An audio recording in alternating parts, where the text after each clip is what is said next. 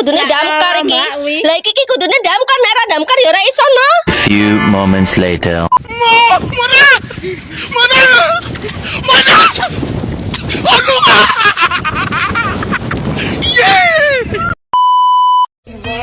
Just a feeling that I want you behind because it's something that is so just in my mind. I guess it all that.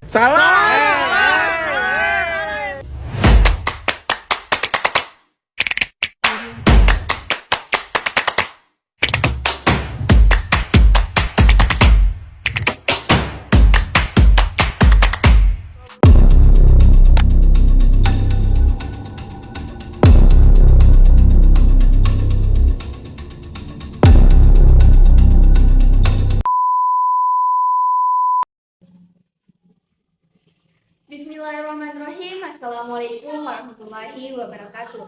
Hai, perkenalkan nama saya Inasari. Saya dari 10 Merdeka 2 ingin menceritakan sejarah dari Kerajaan Mataram Islam. Setelah Kerajaan Demak berakhir, berkembanglah Kerajaan Pajang di bawah pemerintahan Sultan Hadiwijaya. Di bawah kekuasaannya, Pajang berkembang baik. Bahkan berhasil mengalahkan Arya Parangsang yang berusaha merebut kekuasaannya. Tokoh yang membantunya mengalahkan Arya Parangsang diantaranya adalah Ki Ageng Pemenahan atau Ki Gede Pemenahan. Ia diangkat sebagai bupati atau adipati di Mataram. Kemudian putranya Raden Bangus atau Danang Sutawijaya diangkat anak oleh Sultan Hadiwijaya dan dibesarkan di Istian. Sutawijaya dipersaudara dengan putra mahkota bernama Pangeran Benowo. Pada tahun 1582, Sultan Hadiwijaya meninggal dunia. Penggantinya Pangeran Benowo merupakan raja yang lemah. Sementara Sutawijaya yang menggantikan Ki Gede Pemenahan justru semakin menguatkan kekuasaannya, sehingga akhirnya istana Pajang pun jatuh ke tangannya. Sutawijaya segera memindahkan pusaka kerajaan Pajang ke Mataram. Sutawijaya sebagai raja pertama dengan gelar Penembahan Senapati ing Alaga Saidin Panatagama. Pusat kerajaan ada di Kota Gede, sebelah tenggara kota Yogyakarta sekarang. Penembahan Senapati digantikan oleh putranya yang bernama Jolang tahun 1601 sampai 1613. Mas Jolang kemudian digantikan oleh putranya yang bernama Mas Rangsang atau lebih dikenal dengan nama Sultan Agung tahun 1613 sampai 1645. Pada masa pemerintahan Sultan Agung inilah Mataram mencapai zaman sekarang. Di dalam pada bidang politik pemerintahan, Sultan Agung berhasil memperluas wilayah Mataram ke berbagai daerah, yaitu Surabaya tahun 1615, Lasem, Pasuruan tahun 1617, dan Tuban tahun 1620.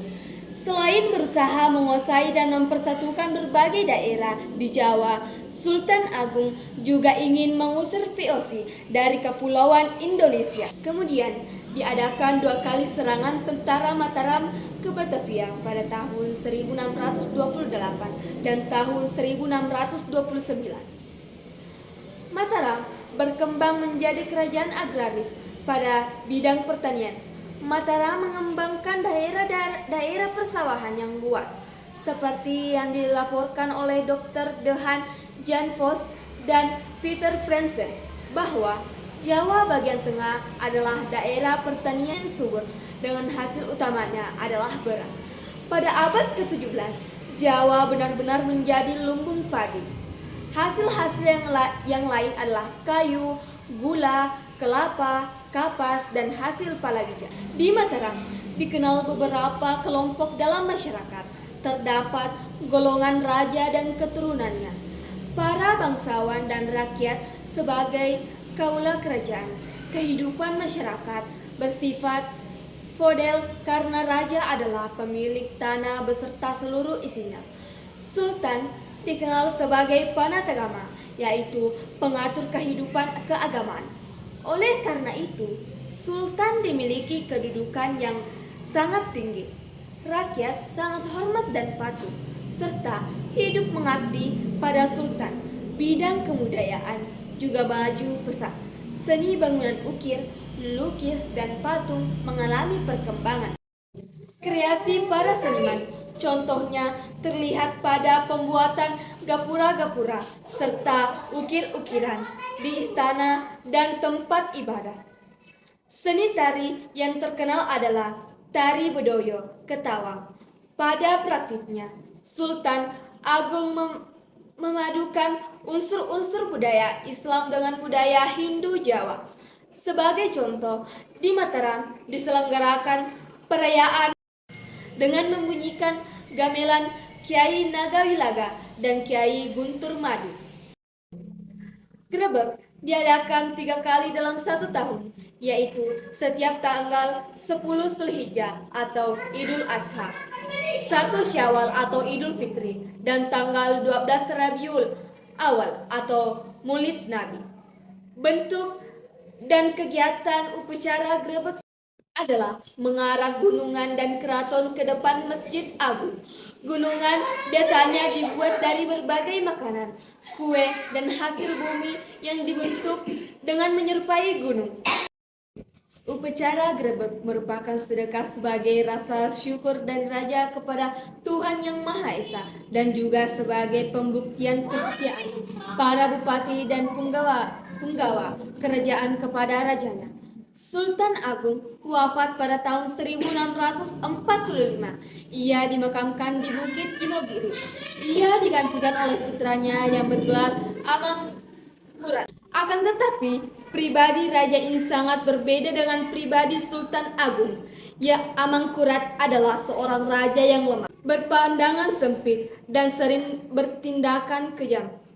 Mataram mengalami kemunduran apalagi adanya pengaruh VOC yang semakin kuat. Pada perkembangannya, kerajaan Mataram akhirnya dibagi dua berdasarkan perjanjian Giyanti tahun 1755. Sebelah barat menjadi Kesultanan Yogyakarta dan sebelah timur menjadi Kasunanan Surakarta. Nah, adapun beberapa peninggalan-peninggalan dan juga warisan yang ditinggalkan oleh kerajaan Mataram Islam. Yang pertama, ada Keraton Yogyakarta dan Kasunanan Surakarta. Itu merupakan tempat konflik-konflik Islam yang megah dan menjadi pusat pemerintahan kerajaan Mataram Islam.